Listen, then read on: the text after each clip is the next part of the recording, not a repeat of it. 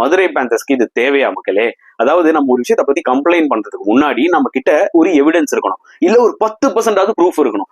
எந்த ஒரு ப்ரூஃப், எந்த ஒரு எவிடன்ஸுமே இல்லாமல் அஸ்வின் மேலேயும் சரி, திண்டுக்கல் டிராகன்ஸ் பிளேயர்ஸ் மேலேயும் சரி ஒரு குற்றச்சாட்டை போட்டாங்க. அதாவது பால் டேம்பரிங் பண்ணிட்டாங்க. இதை பத்தி நான் ஆல்ரெடி நேற்று ஒரு வீடியோ போட்டிருந்தேன். இப்போ டிஎன்பிஎல் அத்தாரிட்டிஸ் கிளியர் கட்டா ஒரு விஷயத்த சொல்லிட்டாங்க.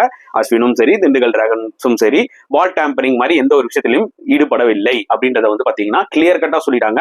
அண்ட் மோரோவர் அம்பையர்ஸும் வந்து பாத்தீங்கன்னா கிளாரிஃபை பண்ணிட்டாங்க. நாங்க பாலோட கண்டிஷன்ஸ் எல்லாம் அப்பப்போ செக் பண்ணிட்டு தான் இருந்தோம், அதுல எந்த ஒரு டேமேஜும் இல்லை. அதே மாதிரி டவல்லையும் பாத்தீங்கன்னா எந்த ஒரு கெமிக்கலும் கலக்கலன்ற ஒரு விஷயத்தையும் வந்து செக் பண்ணி சொல்லிட்டாங்க. சோ இப்ப என்ன ஆச்சுன்னா, மதுரை பேந்தர்ஸ் கம்ப்ளைண்ட் பண்ணாக போய் இப்போ மேட்டர் அவங்க பக்கம் திருப்பிக்கிச்சு. இப்போ வந்து டிஎன்பிஎல் அத்தாரிட்டிஸ் என்ன சொல்லிருக்காங்கன்னா, நீங்க தப்பான ஒரு குற்றச்சாட்டு வச்சதுனால நாங்க உங்க மேல ஆக்ஷன் எடுக்க வேண்டிய ஒரு சிச்சுவேஷன் இப்போ வந்து வந்துருச்சுன்ற மாதிரி சொல்லிட்டாங்க.